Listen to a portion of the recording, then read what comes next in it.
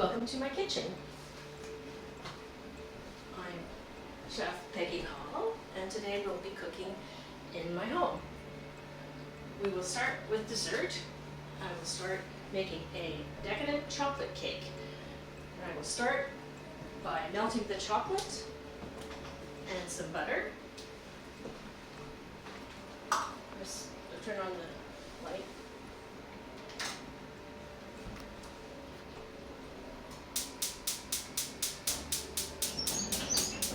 So I have water in this pot, and I only want it to simmer, so we will leave the chocolate off until I see that it's simmering. Then I'll turn it down in order to not cook the chocolate.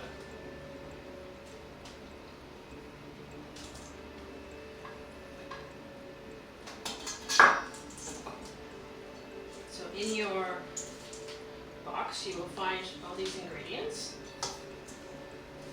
and you just need a pot with about 4 cups of water in it, and when it comes to the boil you can just put the bottom of your bowl should not be touching the water, and you have to be careful not to get water in your chocolate because that's not a good thing. So, and after that, so this is a springform pan that I'll be cooking it in, and we butter the bottom of the whole pan first.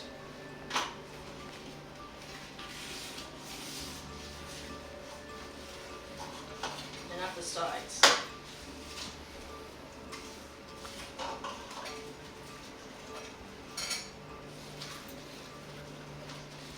So it's easy to take off. The cake doesn't break. And as a second precaution, I have some wax paper. And you just take a square just slightly larger than the diameter of your springform pan, and just cut it around. Where are my scissors going? Just cut it around.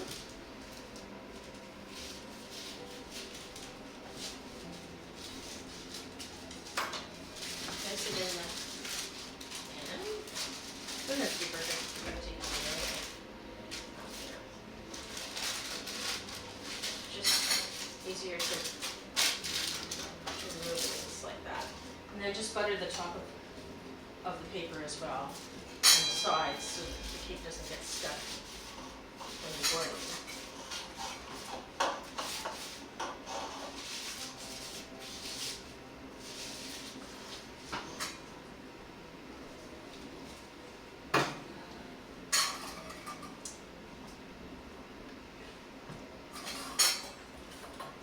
So let's check the water. It's almost simmering. Wash my hands off.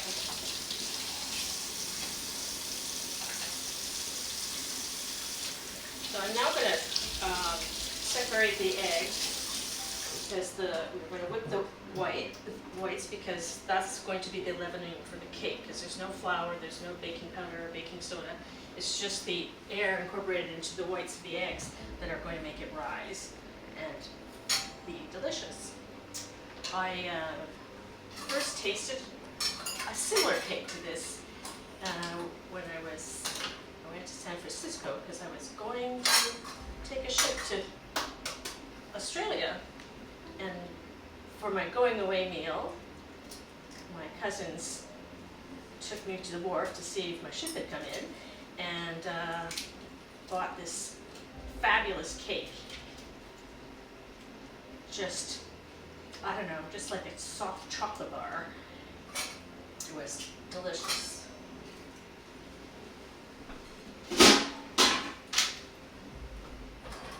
So for a number of years after, I tried to duplicate it, and I find it.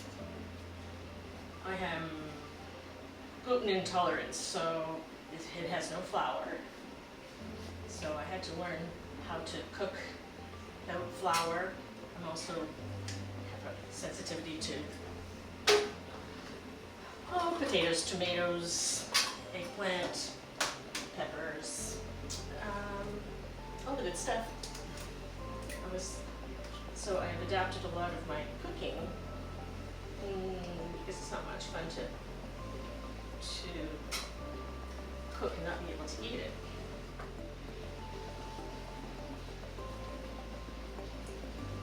Careful not to get any yellow in your whites because it won't hold.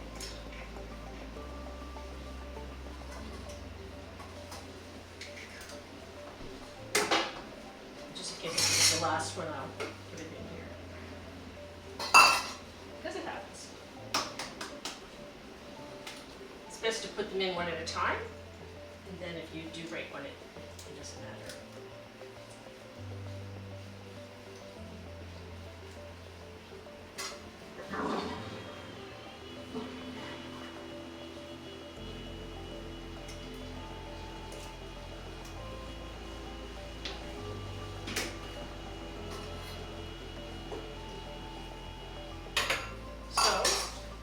I did eat chocolate decadent cake, and I did go to Australia.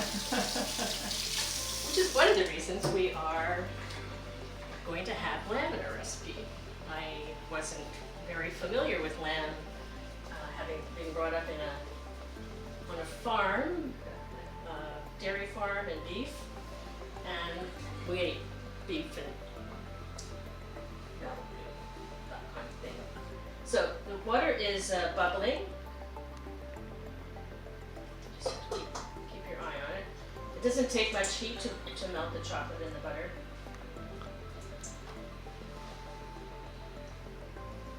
While we do the rest of the egg, rest of the batter.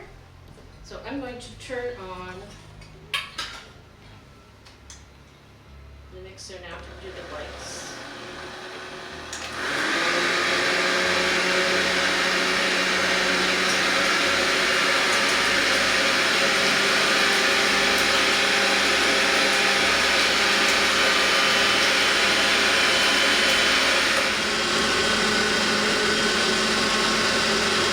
As you see, the chocolate's just and the butter are just about there. So I've turned the stove off because it will melt with the residual heat, and we want it to cool down anyway because we're going to put the egg yolks in here, and it has to be cooled down so the egg yolks don't cook in the chocolate. That might be good though.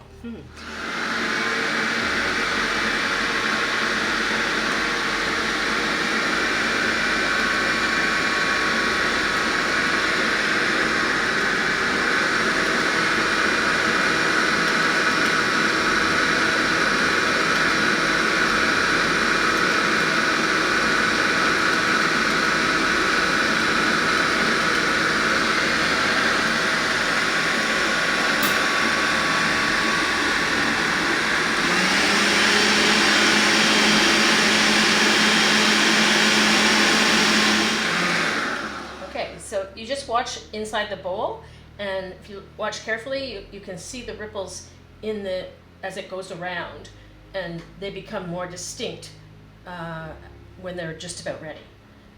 Before that's kind of level, and then I'll show you how.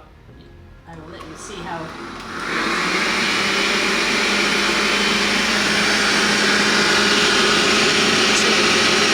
See the ripples now? That's when you know it's done.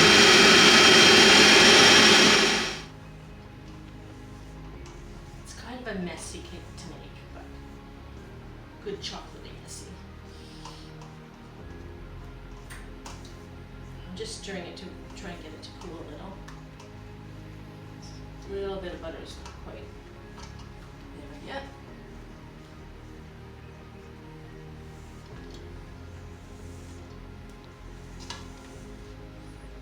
Doing that, it's always good to, even though it's a cake, it's always good to have a pinch of salt and everything because it kind of brings up the flavor.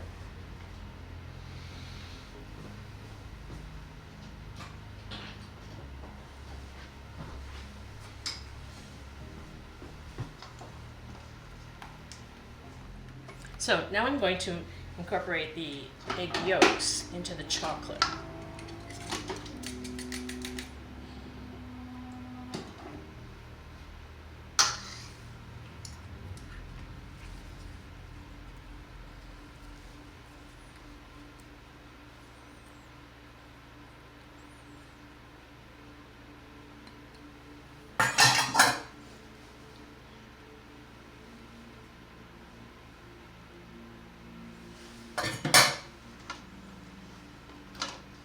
Looks pretty before you cook it.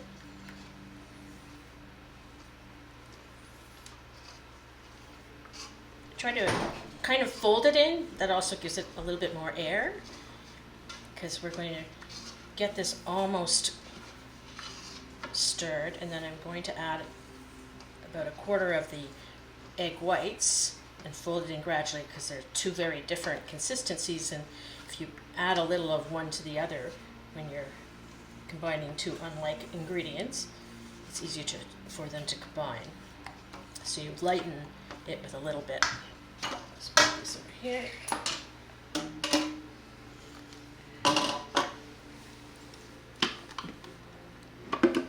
You can see that the peaks are quite strong.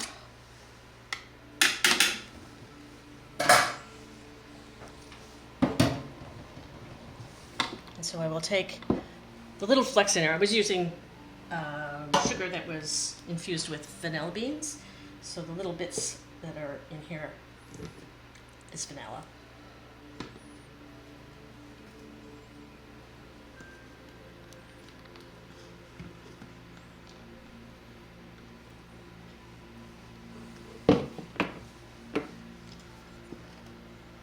So just fold it over,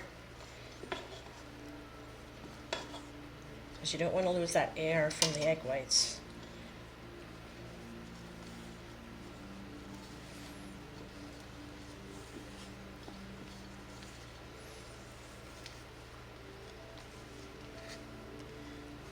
There, I think we can put the rest in.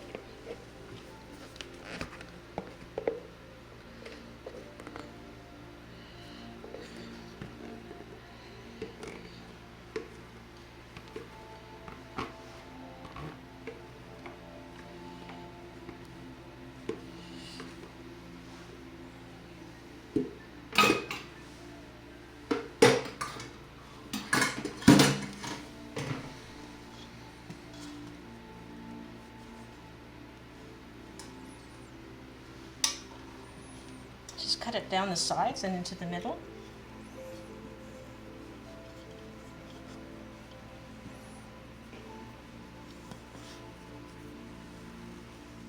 Okay, so it's almost all the same color. It can be a little tiny bit streaky, but as long as you get all the chocolate, so there isn't like a big hunk of chocolate on the bottom. So make sure you scoop right down, and then you just gently pour it in the center of the thing, because you don't want to disturb the paper.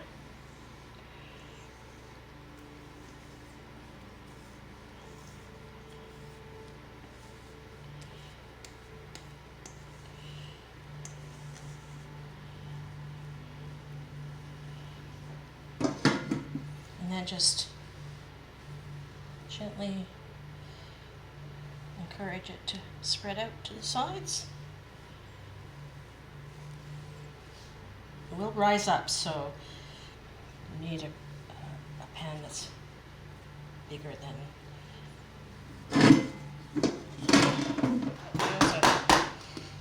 Okay, I'm going to put it in the oven.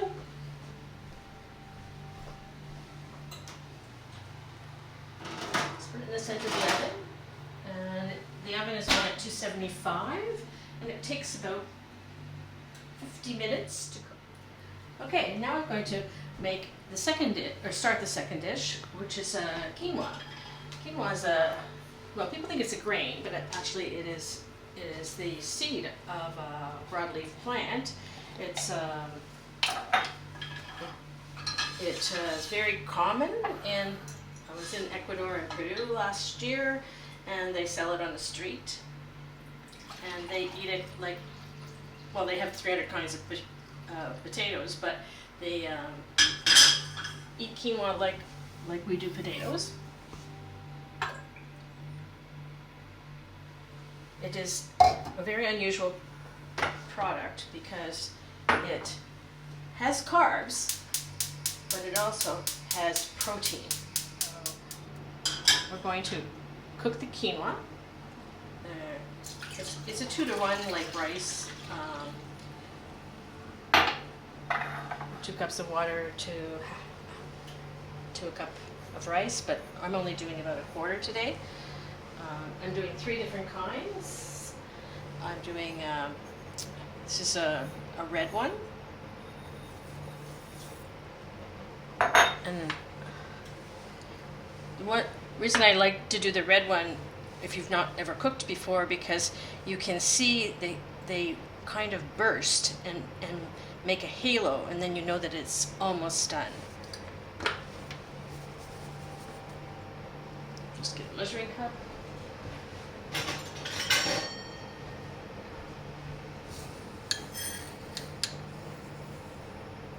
So this is black and white quinoa.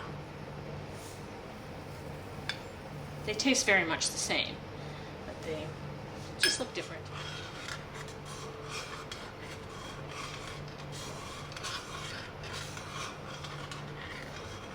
Okay, so I'm stirring now to mix the two together and to help it start to boil. It's a very complete food. When the European people came to invade Peru, they were very surprised that the army could go for hours and hours up and down the Sacred Valley, and they were wondering why they were so strong. And they discovered it was because they ate quinoa, and because it's a carbohydrate and a protein, it metabolizes more slowly, and so they could go for all day with just eating quinoa. So what did the Europeans do? They burned all the fields. Okay, so this is just about to the boil now, and it will take about 10 minutes. You will see the little halos burst, and at that point you can just leave it to cook the rest of the way by itself. Turn off the heat.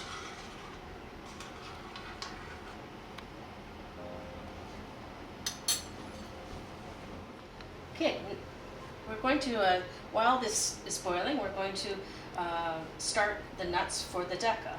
Deka is a Mideastern, it can be a dip, and it could be an appetizer, it could be a rub for your meat, you can sprinkle it on salads, and it can be made with almost any kind of nuts. But you try to get raw nuts, because you're going to cook them now.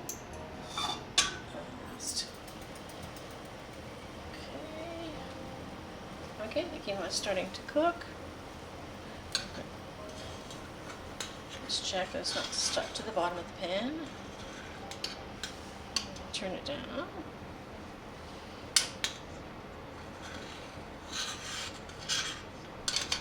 I put it in you should put it in probably a deeper pot. I just put it in so it'd be easier for you to see it cooking.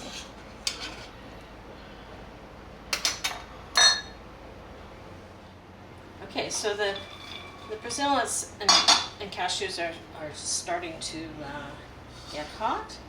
So you can add the pistachios in, because they're a little bit smaller and take less time. You can just stir it. You have to do it that way. So we are, as soon as they get a little bit toasty, I'm going to put a little bit of pepper, half a teaspoon of pepper and a teaspoon of salt, and some coconut in to the pan, and let them warm up as well. And then when they're almost ready, I will I'll take them out and I'll put the seeds in separately because it'll be easier for you to see how they are put in the blender.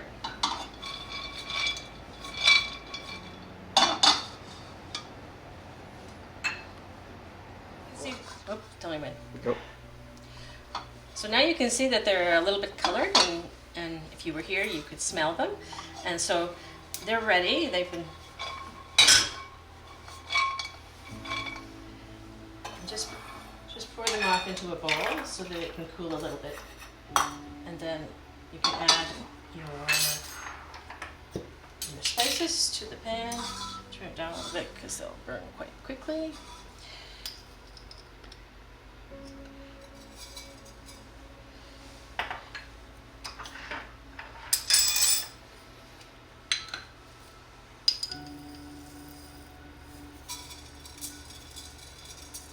Okay, so I've started to put the spices in. I've got the small ones are cumin. It's a common spice used in Indian food, Mexican, many different cuisines. And the large round seeds are coriander.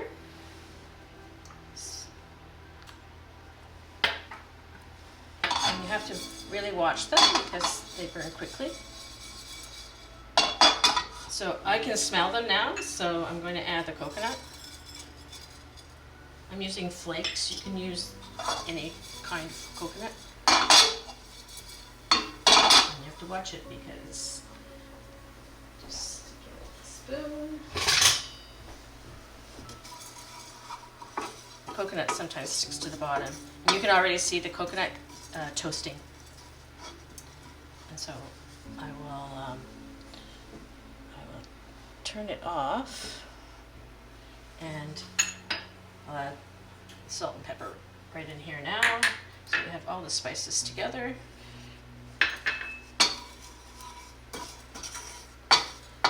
The coconut kind of sticks, so you can't really.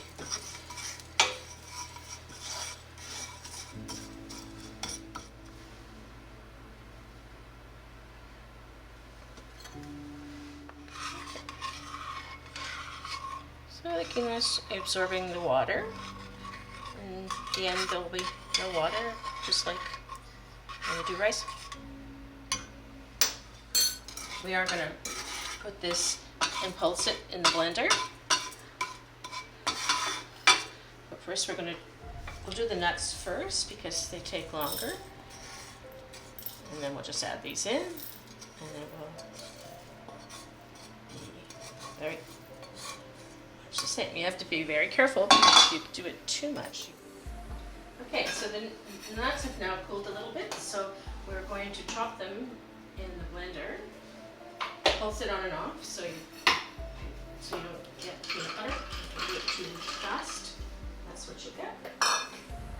If you don't have a blender, you could put the spices. You could just rough chop the larger nuts and then put them in a bag and the spices as well, and it'll come out fine. You can do it all with a knife if you wish, but it's faster in a blender.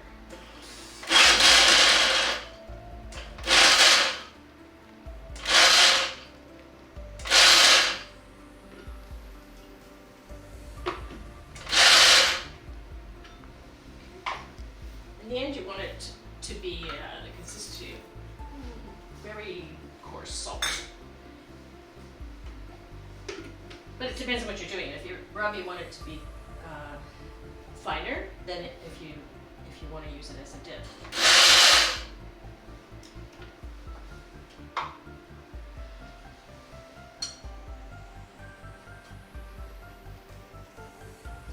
We're almost there. The consistency is a little bit, some of the nuts are just a little bit too big. Because we're going to use it as a dip, and so you dip your bread in oil. And so you can't have the pieces too large or else they won't stick. If you're using it on top of salads, you can make it coarser.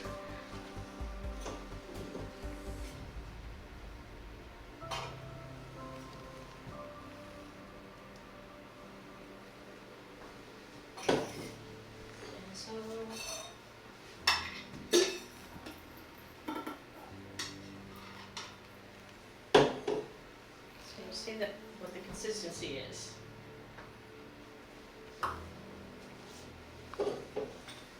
That's it. So the quinoa is now cooked. You can see there's still a little bit of water in it, but it will continue to absorb the water after the heat's off. So it's ready to go now, and we'll just leave it like that for now, and we will continue on with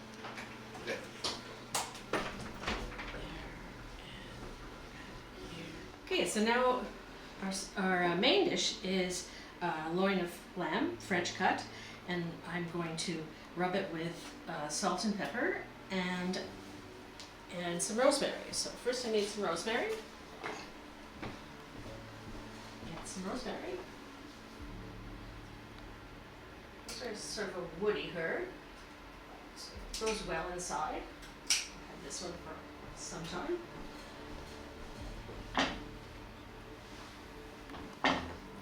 And you don't really want the stalk because it's really, you can't use the stalk at all because it's too woody. Just pull off the leaves to rub it into the meat. Sometimes there's a fat on the back, which I was hoping for, but didn't get on this one.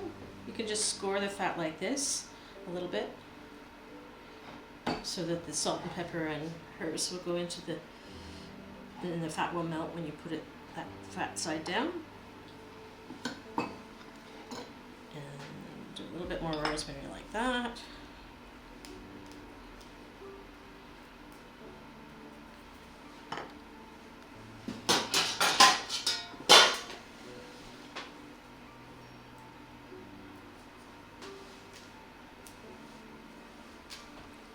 I see there's like a little pocket here, so I'm going to rub the rosemary into that and try to open up a little bit to get the salt and pepper in. I'm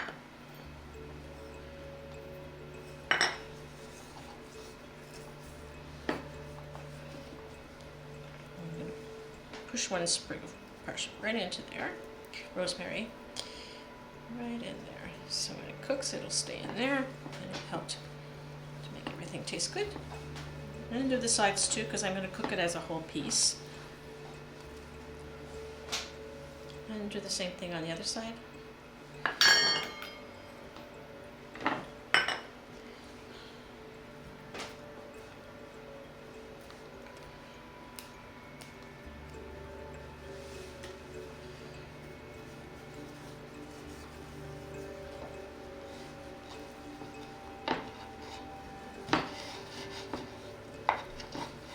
Try to get it all over everywhere so everything tastes good. And you can just set that aside for a few minutes while so the flavors can go inside the meat.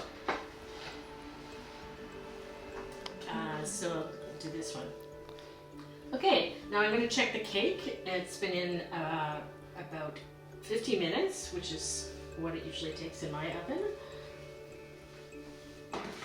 So you can either just touch it, but it's very fragile. And just make sure that it comes out clean, and it does. So you can just... Okay, so I have 2 pomegranates to show you, as they're not that common in Canada. People may not know them. So I have 2 here to show you the difference. As they become ripe, if you can see the difference, this one's quite shiny and this one's quite dull and a little bit more angular, and so that's how you tell if they are ripe. So this is the least ripe one, so I will start with this one. There's many different opinions on how you do this. What I'm going to do today is cut both ends because I feel that it's easier. They're very hard, so then you have a flat surface to to prepare it on. This one's particularly hard. So you take a bit off the end until you see the seeds being exposed. I'll do a little bit more, it's hard to see. And that shows you where the ribs of the fruit are, and you want to cut down. That's why I cut the other end off, so it doesn't roll around. It's always good if you're using a great big knife.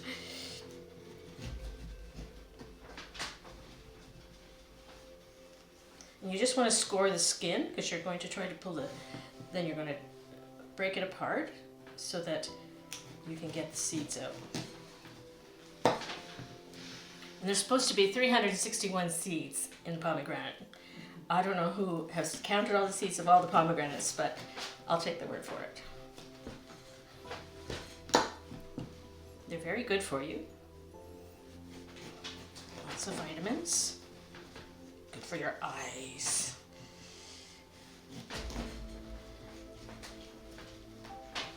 They're not usually quite this hard.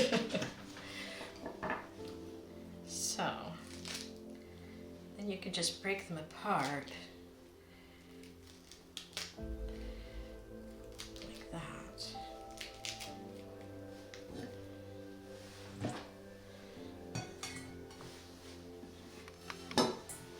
So then you see all these little jewels, and you can just like pull them all off, or you can just, whatever you want. It depends on the pomegranate and its ripeness. Like this one's fairly, and you just break them off. And you don't want this white stuff, it's a bit bitter. But you can deal with it after. You can run them under water, and the white stuff will float to the top. And you get all these little jewels. Evidently 361 of them. And you can make juice out of them, or put them on salads, or eat them for breakfast with yogurt. Okay, now I'm going to, the cake is cooked. This one I cooked yesterday, just so I wouldn't have to juggle a very hot cake. So this is a springform pan that I also buttered and put a piece of wax paper in the bottom. So what you really need to do, this is a very, the top of it's very kind of crumbly. That's the way it's supposed to be. And the reason, so we're going to decorate it a little bit. So just run your knife around the outside before you open the mechanism. Let's see.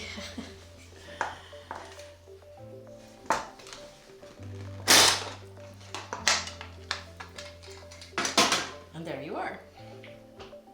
So what you really need to do now is go under, just pull the wax paper off the sides, because we put it a little bit up the sides, so the batter's quite thick, but so it doesn't get underneath.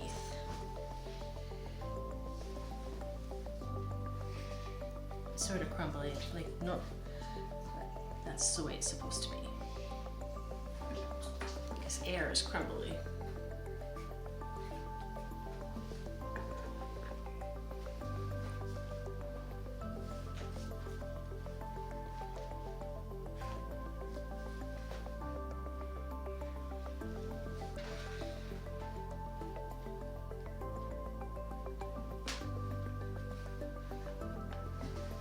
It's not an easy process, because it is so delicate. Okay, so I took the cake out of the springform pan. It will break because there's no flour to hold it together, but it's just what it is. And if you put flour in it, it won't be as light and fluffy as it is. So what we do with this cake is we just cover it up. So just put a bit of icing sugar in a sieve and just sprinkle it all over the top. You can put a doily on it and make a pattern, or put things across it to make it pretty, but really you're just trying to kind of cover up the cracks, because it isn't because it went wrong, it's just that that's what it does. And then you just put icing sugar on it and nobody knows, because it will still hold together.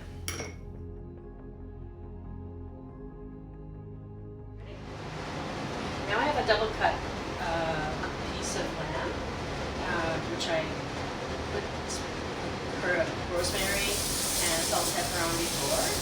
Put it in a very hot pan with the fat side down, then it will make it won't stick when you turn it over. You need to cook it on all the sides, so you have to kind of keep turning it. But you just need to let it go on its own. Now, lamb should not be cooked much. I like it kind of blue. A lot of people like it medium rare. You can use a meat thermometer to check it. It should be about 140 if you like it medium rare. So I'll just let it do its thing there while I make the salad. Yeah. The lamb has started to cook, and it has started to brown and get all nice. And you push down the bone sides so that it's cooked. Now you have some fat in the pan, so you can easily put the meat part down. That it gets seasoned. And then you can go on to make your salad. When I'm entertaining, I like to enjoy my guests, so I try to have as much done before guests come, so that you can enjoy your guests and you're not just kitchen help. The problem with being a chef is sometimes that happens. So what I do in order to have things all prepped ready is I'll take the serving plate or a bowl or whatever you're putting your salad on, and put a little bit of olive oil on the bottom. We're going to put the lamb here, so I'm going to leave a little space. This is like a serving plate. And then just put a little bit of balsamic around it. And if you're using like onions, you can put it in a bowl and put your onions in it, and then they will become less strong while they marinate in it. And so you just leave your plate like that, and then you just take your greens, your 2 cups of greens, put it on top. Leave a little space for your meat. And then just put your cheese. This is enough for 2 on top. Pardon my fingers. And put the pomegranates all over it too. Put some at the side so everybody can see them. As much as you like. And so then you're sort of ready. Put a little salt on it.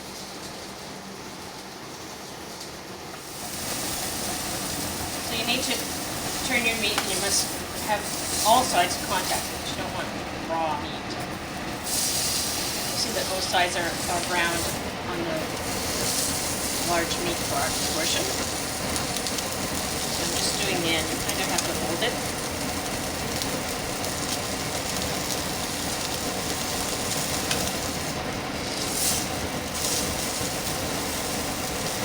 The rosemary is getting into the oil now, so it will help it.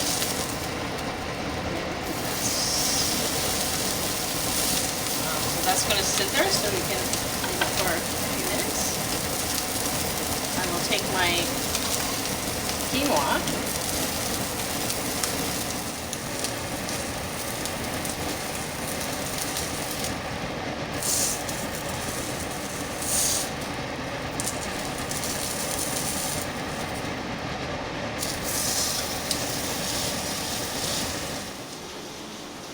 So you have, okay, so I put about a tablespoon or a little less of oil and balsamic vinegar on. And so you're still going to need some at the end to pour over the salad, and you'll mix it up at the very end. So you take the other 2 tablespoons and put it in your jug. And put in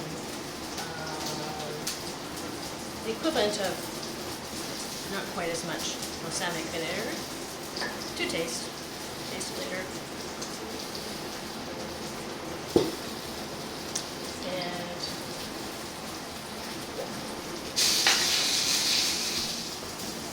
so about equal amounts of mustard and balsamic vinegar or red wine vinegar, whatever you prefer, and put a little honey in to balance the taste.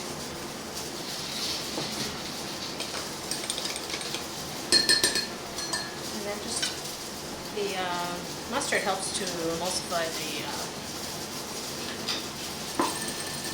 dressing.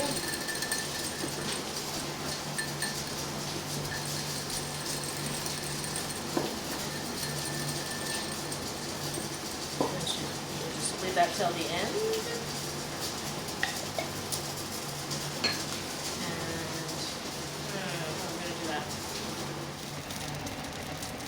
As you see, the lamb is all nice and brown on the outside. The fat's melted off into the pan. It's brown on all the sides.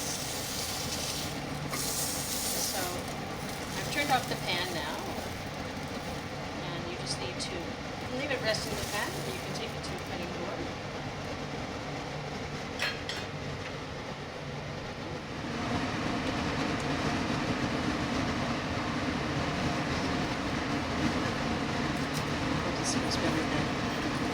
When it was frozen. I'll put it again. Okay, so just take, so this is very blush, which is the way I like it. It's resting a little bit while you assemble the plate. We'll put the quinoa on the plate with the salad.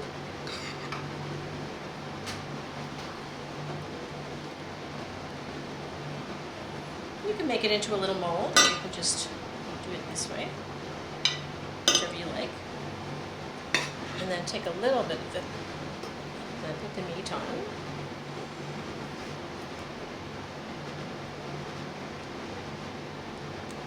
And then sprinkle a little of the quinoa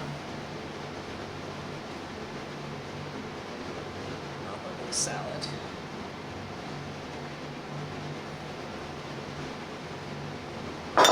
And so when you're serving it, so now you're ready to serve, you just take a little of the dressing and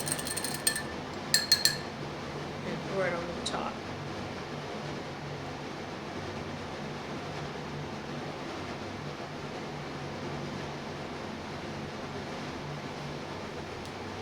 And then it can be mixed up by the person eating it. A little salt on the top for everything, and there you go. Bon appetit!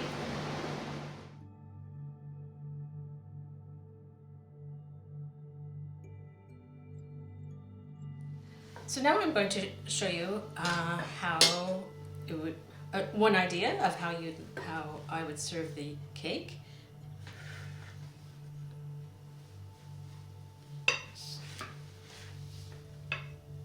And don't be worried that it's going to fall apart. It will taste just as good. It's a little going to be cracked, but that's what it does.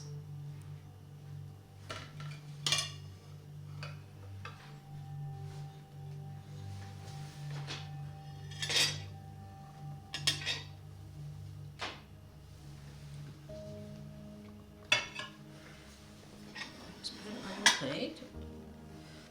And this is why we have yogurt, is because you can put it on top.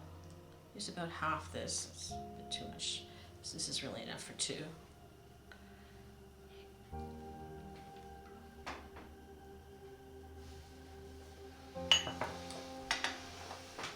put some red berries. Some on top and some in the plate.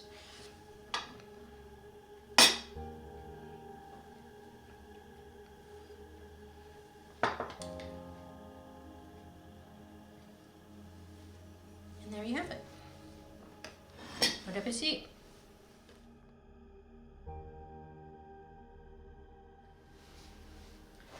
So you can, normally I serve this with a French loaf, but you can also do it with gluten-free or vegetables or whatever you wish. So just cut up the bread. Don't make it too big because you're going to want to dip it in a couple of times. So just put your bread on the plate and pour. This is spiced olive oil, extra virgin olive oil that I put some peppers in and put it in the window until it flavored the oil. And then you just fill the other dish with this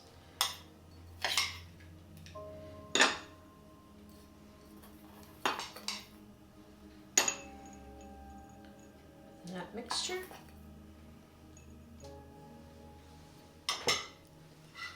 And there you serve it like that.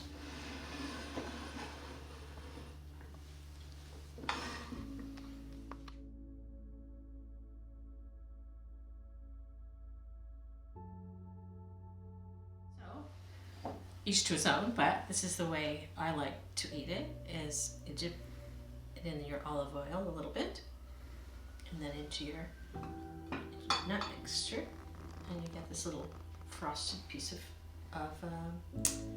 bread, and it's delicious. You can put it on your plate. You can. This is probably enough for two, so.